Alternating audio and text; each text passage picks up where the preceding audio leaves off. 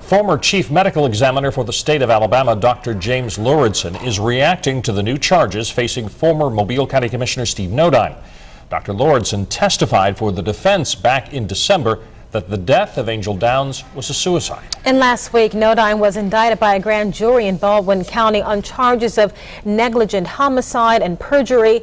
Lauridsen tells Fox 10 News that what he thought the charges should have been all along. Fox News reporter Paige Malone explains.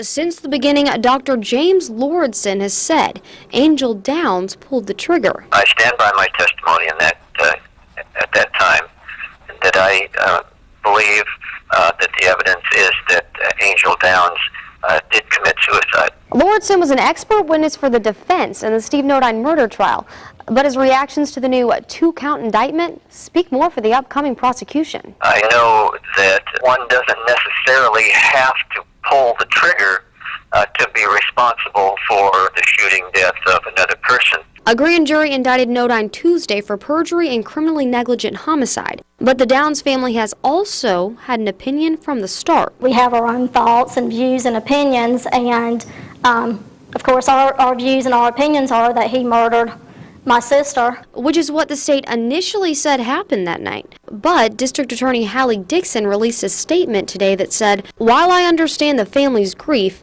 and that they have had great difficulty accepting the evidence, we will continue to honor our duty and do as we said. We gathered and presented all evidence and all possible charges to a grand jury." With murder charges off the table, Lauridsen says the case against Nodine is justified. He has paid dearly for his actions and may well pay further with convictions in the criminally negligent homicide case as well as the perjury indictment.